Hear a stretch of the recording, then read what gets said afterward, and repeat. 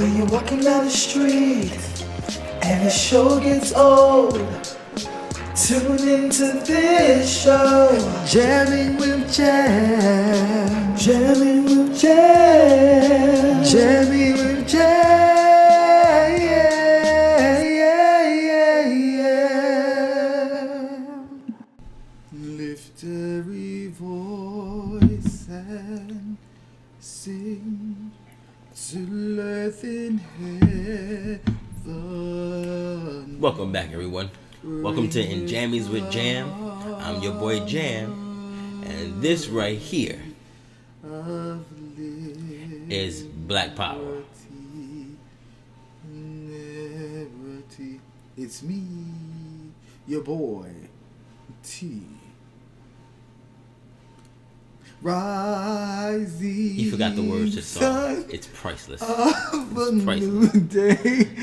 We like to thank everyone that came and tuned in last time, and all our returning followers.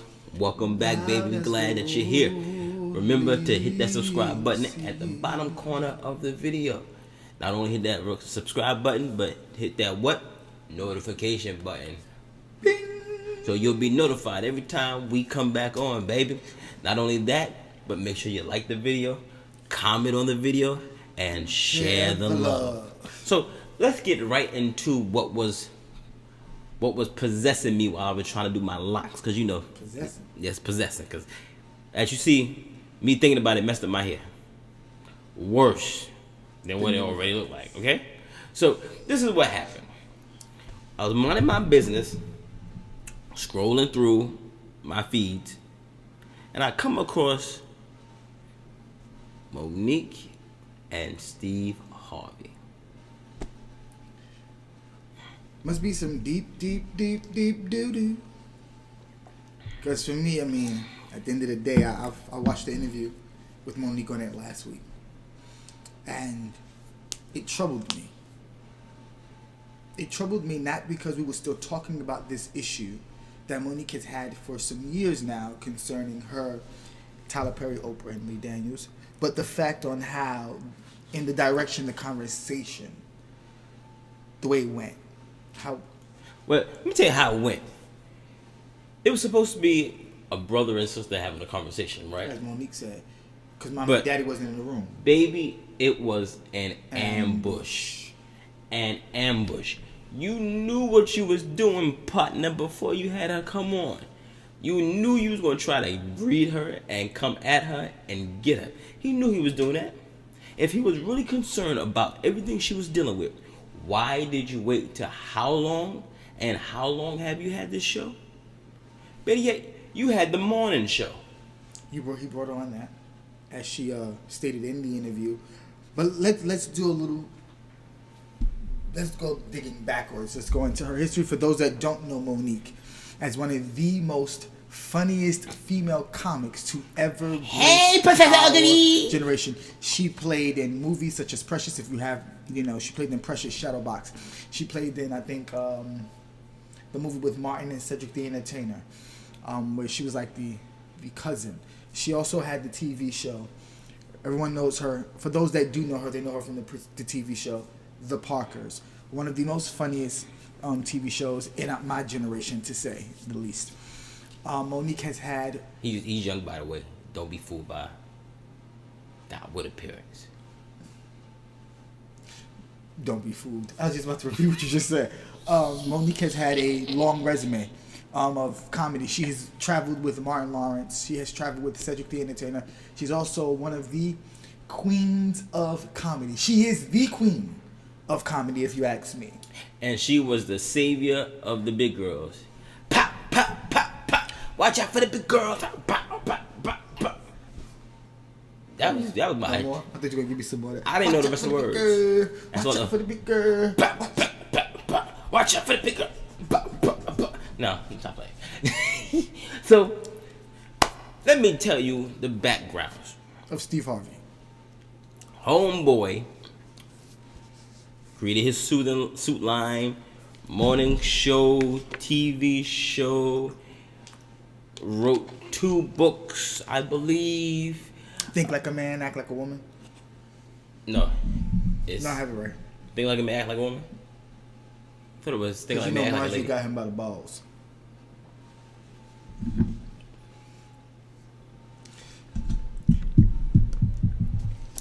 Cheers. Then, not only that, he made his movie debut. He was mentoring young people, and he talked about he's not gonna let his integrity Here we go with this one. get in the way of his money game because he got so many people Depending on him. And what bothers me the most about that was Monique said what happened in the way of money, chasing the money, we lost our integrity. Which is not a lie, that's the truth. Because you chasing money, you're losing who you are in the fact that you want to be successful. When you preach about African Americans and you're giving back to a program that you created or started for young African American men, but are you truly pouring into the entrepreneurial community of the African American community? Does that make sense? It makes sense. Because you're helping the young generation, but are you buying black people's products? Are you baking at a black bank? Are you literally for the community? And what Monique has been trying to do, and this is where, for me, the conversation between the two began to become disturbing, because you're beating up on a sister that loves us so much that she is trying to kick knowledge, and you telling her she's going about it the wrong way. Because the truth of the matter is, she didn't want to come up to that hotel room like you did to get on your knees for somebody that she doesn't want to get on her knees for. Not just that, but this. If you're supposed to be helping your sister, why you didn't give your sister some pointers of what to do when y'all was going around the same time? Or was it so much I'm focusing on me that I don't care about what happens with anybody else? That's where it was. Think about it. Behind closed doors, I can tell you one thing, but I can't stand before mommy and daddy and tell them that me and you had this conversation. Because if mommy and daddy don't agree with you and I'm trying to please mommy and daddy, then what am I going to do? I'm going to have the conversation with sister and say, hey, sis, you're completely right. How many times have you had arguments with your brother and your siblings or family members, and you telling them, you know what? You right. You ain't do nothing wrong. But the moment you got to stand before mommy and daddy, or even in the church case, leadership, your story changed. As soon as you come to, you got to stand out front and say, you know what? I'm not backing you. Now, behind closed doors, you're right. But before the safe face, you dead wrong. And how do you lose yourself in making money, but you had to be yourself to get the money? How much sense does that make? You lose yourself because you're chasing something, and with people that are backing you with money, they create you. You play their game by their rules, and the moment that you don't play their game by their rules, you're in the same situation as Monique. So Monique is not going to chase the money because she realized that it's too much power in our community. We can make and create wealth, but we're just chasing after something that doesn't exist. Because that life and that career is only for a short period of time. Because if we look at the greats that have come before her, or the greats that have come before us, even in music, they all sign a deal to something that don't last. They lose their integrity, they lose who they are to be someone they're not, to chase after something that doesn't exist, and they're miserable doing it, but because it's like a drug, they want that same feeling. That same feeling that they get the first time, and they're promised that they can get more. But in reality, because they lost their integrity, they lost their character, and they lost themselves, they're empty on the inside. They're trying to find themselves in all of that. But in reality, the moment that you give up all of that, you're able to come back to find out who you really are. So you get Monique saying that, I know that I was created to be an activist. I know that I was supposed to be here to fight for us. Because, again, as she stated numerous times, there are so many of us that don't have a voice. And if I can be that voice for the people to come and those that are sitting here, then that's what I'm going to do. Because she gets this high off of being able to save those that can't speak for themselves, or to be the advocate for those that cannot speak for themselves. And all she's trying to do is shed light on something and keep us from chasing something that doesn't exist. Now, let's go back into time. Everybody knows she made the movie Precious with Lee Daniels. She fulfilled her obligations or her contract with Lee Daniels. That was that. Then she was asked for a new contract. By word of mouth, it was verbal. There was no contractual drawn. There was no contracts drawn up, so that there would be a signature to it. It was all by verbal agreement. And by law now, verbal agreement doesn't even stand in court. That's another story. So you tell them no. You're mistreated because you told them no. Forgetting the fact that what you did was already complete. So now you helping your brother. Your brother screwed you. Now you going to talk to another brother who has a show. That brother screwed you because that brother, is a producer, is a writer, is a visionary of a designer. Why didn't Lee Daniels is not a designer. No, I'm talking about Steve Harvey. Oh, Steve Harvey. Okay. So why Steve Harvey didn't tell you, why don't you help Lee Daniels produce the movie? That if he's your brother, he should be kicking the knowledge and giving you the wisdom in what he has. especially around that time when Let's think women about this. weren't that much in power or in that much in position. Because now you get women like Kerry Washington and other women, Regina King and other African American women that are now stepping into the game of being to produce or direct their own films, their own TV shows. They're learning the game because they realize there's more money in producing. Just like in music, there's more money in writing than actually singing the song. So they realize there's more money in producing the visual than it is actually to be in the visual. But let me say this, because you said something that caught my attention to the effect of she finally said no to those who are considered to be in power. We understand that, let's just say, for a long time, people are so used to you saying yes, and we can contest to this even in our lives, being at the bottom of the totem pole and not in celebrity status, that when people are so accustomed to us saying yes, the moment we say no, they have a problem. They feel like you even switched up on them. Mm-hmm. You being different, you funny, you moving different. But in the reality of it all is, when I'm tired of fancying you, because I realized that I'm not getting anything out of this. I'm losing myself. And that's where Monique came from. She got tired of doing everything for everybody because she realized in her career she did everything for everybody. And when it was all said and done, when she lost her first marriage, lost her second marriage, when she had her son, she was barely there to raise her first son. She started to realize at the end of the day, when I get to the end of the road and I'm laying in that hospital bed, who's going to come see me if I burnt every bridge? She know that there are friends who children, I can guarantee you, in that industry, there are children who don't even have a relationship with their parents because their nanny raised them. We see this all the time. Mm-hmm. Because now, and I dealt with this dealing with even in nursing homes with disabled adults and things like that. When you realize that your parent didn't have a relationship with the child, when you in your sick time or near the end of your lifespan, these children want nothing to do with you. They don't come see you on holidays. They don't do anything for you for birthdays. They just don't want to be around you. Do you know when they show up? When you dead and that will and that life insurance policy is coming forth, because now they got to identify the body and make sure you dead. And when you dead, they get everything of your legacy. And that's not how it should be. It should be in your legacy while you're building your children should be able to enjoy that. And you teaching them that work ethic means everything, and that family comes first. So you work hard at keeping your family together, because when it's all said and done, everything else for everybody out there don't matter, because when you dying, they're not coming to your hospital bed. So are you suggesting that this is a good thing that Monique did not say yes but said no, but she's actually walking a greater path? Yeah. Because she's not losing Monique. She's actually being who she was created to be.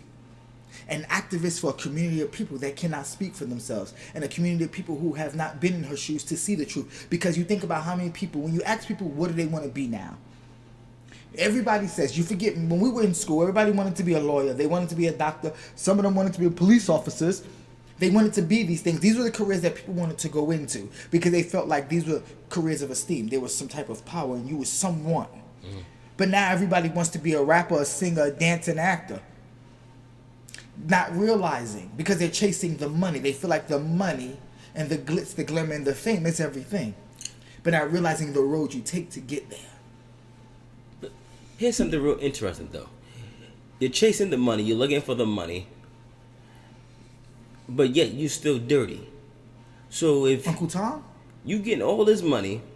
We talking about Uncle Tom, right? I mean the wanker. The one that, the indentured servant. The one that wants people to sell out. You talking about him? The one that's telling everybody, my integrity. And told Monique not to be one of the poor people. You can't help them. But you supposedly going back into the community, putting programs together to help boys in poverty. But she can't help the girls that are coming up. I'm so confused, my brother. She can't help poor people, but you can? You know what? The Me Too should help her. Because she's being raped by The system. The system that was not made for women to be in power. As they say from Public Enemy, fight the power. You should have got a black one. Black robe, right? Fight the power. It's the truth. Because you get all this money, you're still dirty, or you are just an expensive dirtball. That's all you are. So if you don't have character, you don't have integrity, if you lost who you were in the midst, you're going to get the money and still not know who you are. Which is funny, talking about him being a sleaze dirtball sellout. Let's be real. They say you are the company you keep. Am I not right or am I wrong? Please, am I right or am I wrong? I'm right? You guys probably, Gem Squad, can probably say that is right. We are the company we keep. So let's think about the people in his inner circle. Starting with the woman he decided to marry after he had 2 marriages. I'm sorry. He had a marriage, a mistress, let them go. Don't even claim his children, but decided to take the child that he had with the second woman. And in the midst with the second woman, he had another mistress who was going to write a book. Hold on. No. I thought it was he had a wife, but had a mistress. And the mistress didn't know she was the mistress. Yeah. So, because he was playing a husband with the mistress. Yeah. And then he divorced the wife, married the mistress. Now, had another mistress on the side. Against the mistress. So now... Then when he decided to meet Marjorie and take her off the street from being a pimp drug kingpin or married to 2 cousins. She's married like the 2 cousins. But wait, before we get to that, then he took his son. Let's talk about how he had a son with the lady. But wait, why do Winton, all his women's Harvey? Why all his women's names starts with like a Mare or Murray or Marge or? Because he liked the Mars. M-A-R, the M-A-R, Marcia, Maria, Marie, Mary. He just liked them all. But then he took, the bad part is, because he didn't want to have to pay the second wife child support, he took the son with him to be with Marjorie and all of her kids that don't belong to Steve, but they all got his last name. So, you are the company you keep. And with saying that, being married to Marjorie... Not even that, though. Not only are you the company that you keep, every dog has its day. So, whatever you do to somebody else, trust and believe is coming right back to you. You always reap what you sow. So you have to be very careful of what you out here sowing. Because baby, when you're reaping, you're not going to reap when you at the height of your career. You're not going to reap when you at the top. You're going to reap when you think on your way down and you think you're going to relax and sweetly lay it out and just retire and live up in the sun. Nah, baby. That's when they coming for everything. The piper is coming to when I tell you, boy. Which is funny. Think about it. Now it's making a whole bunch of sense up in the noggin. You know, I have all these chemicals in my scalp. So now it's starting to make sense. I feel my scalp tingling. It's tingling? It's tingling. You must got the Holy Ghost. Praise him. So, thinking about it, you're the company that you keep. Talk about Marjorie. Marjorie dated 2 kingpins that were in jail. One of the cousins actually got... one of the ex-husbands who were cousins to each other, actually got released out of jail because Steve Harvey and Marjorie wanted to do him a favor by going to Obama and writing a letter, and before he left office, he got him released out of jail. But, she was married to kingpins and used to a lifestyle. So did Steve sell out his life to keep her happy because she was used to something that he didn't have yet? Or was it because she looked the part of how money's supposed to look? So did it make him look like something? Because they say, the person on your side make you look like money. When you have a bad woman, you look like you come from money. So you telling me that Marjorie... Was she supposed to be just the trophy wife? Or is Marjorie the one in the back room making the deals? And for those that know what I'm talking about, wink, wink. Is she in the back room? Is she upgrading Steve Harvey? And I don't mean by going and signing deals. I mean going into the back room making deals. Listen. Tom Brady wife do it. Oh no, she just goes ahead and get rocks and play with the dirt. And Tom, you better listen to me, because I know what I'm talking about. This year will be your year if you listen to me. That's what she told him. Look what happened. But here is the real issue at hand. She dealt with all of this stuff. These three people. Why didn't anybody else help her out? Because they could not we have to understand how this works. They have to answer to somebody. So wait a minute, so you trying to tell me the people that could have helped her out, they had money tied to those main three people? That could have helped them out. Think about it. When your money is long and running and you got to answer to people, you're not going to mess up your bread and butter for somebody else. Now I'm going to give you advice, but I ain't going to come out and agree with you. You know how relationships work. That's how some people do. They say, behind closed doors, you right, baby. I'm with you. As soon as y'all stand before the people, you that wrong. You know you wrong. You should have did that. That's how people are. Because you have to remember, they gotta get their money. They gotta get their butter. They have to get what's theirs. And I'm not gonna let you mess up my money. You hear that all the time in the hood. Nigga, you be at work. A regular job, 9 to 5. Nigga, you be right. Arguing with the boss. And that nigga will come along and be like, bruh, you right. And as soon as the supervisor come by, I ain't got nothing to say, boss. I ain't tell him that. He on his own. Because I'm not messing up my money. And you hear that all the time. I'm not messing up my money for somebody else. Either way, you right or wrong. But I can tell you right behind closed doors, but I ain't going to tell you right to the public. Because now that's messing with me. Now I'm put the spotlight on me. Why would I do that?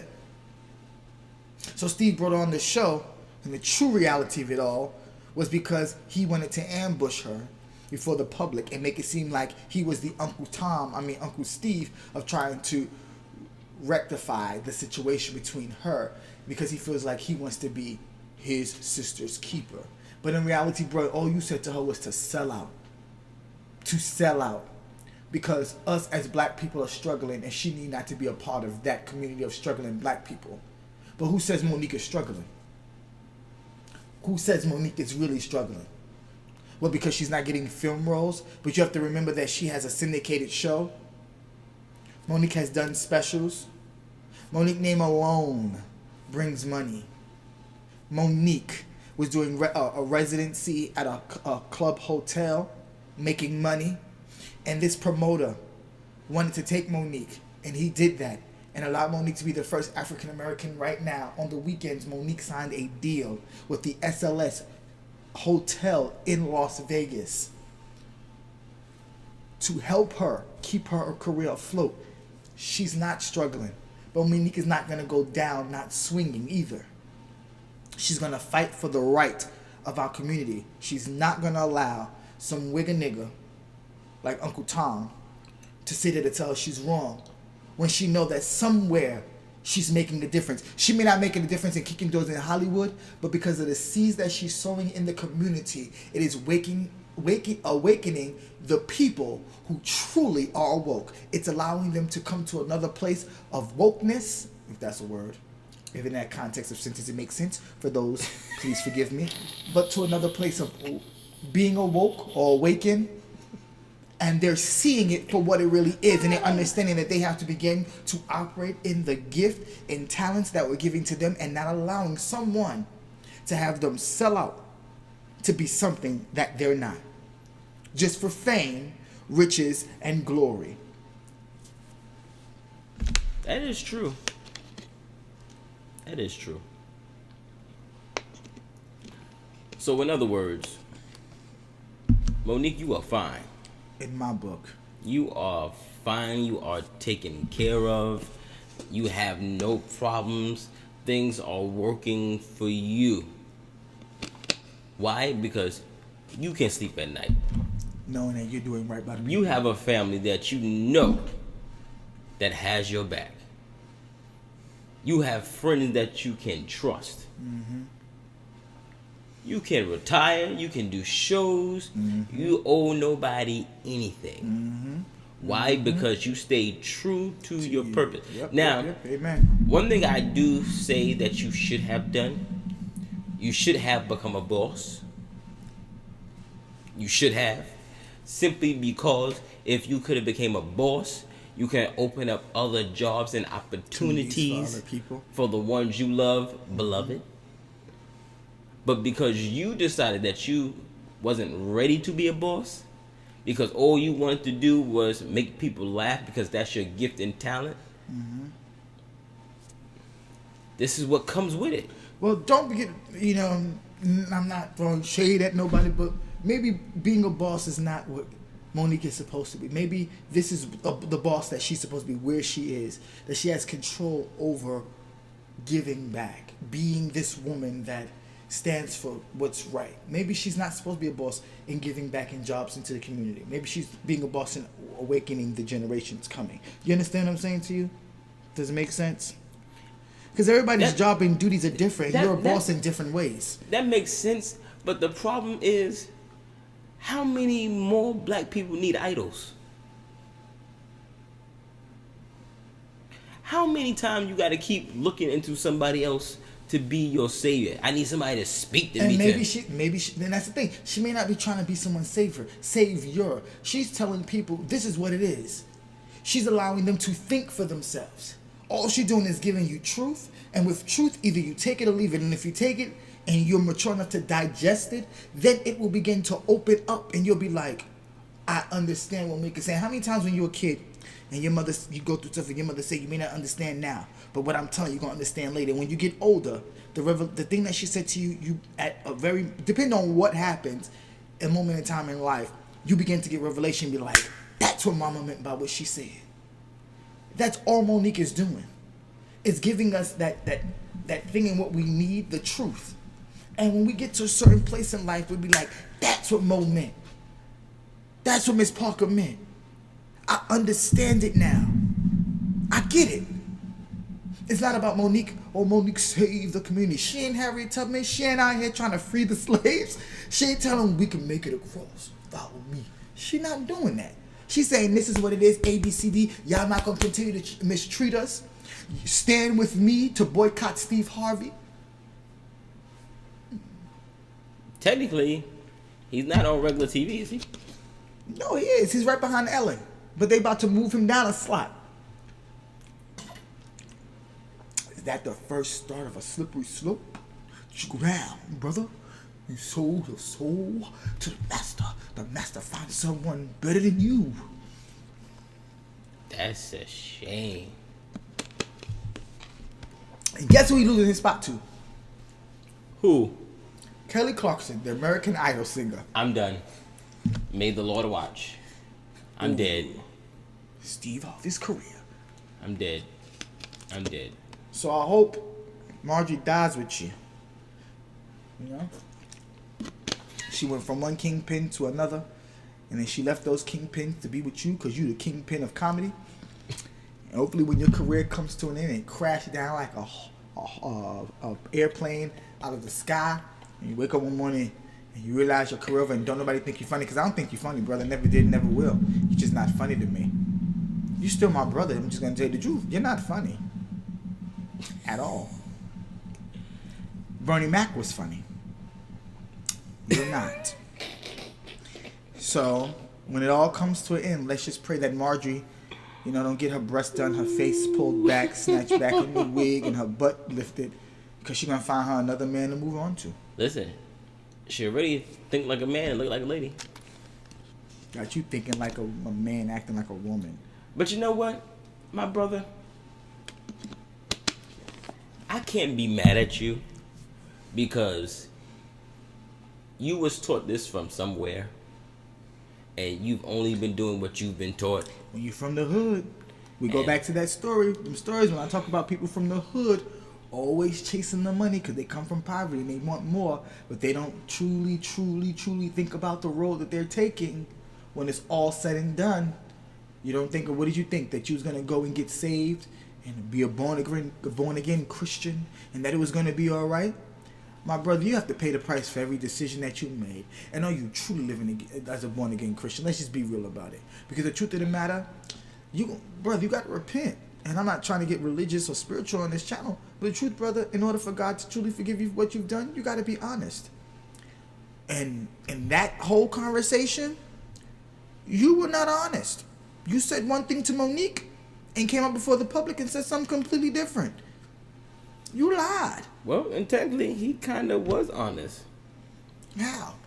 Because he told her she was wrong and he was supposed to go out before the public and say that she was wrong, but then went on his his radio show and then said, I can't help the sister no more? No, he was honest when he said what he said, and even when he said to her while she was sitting there.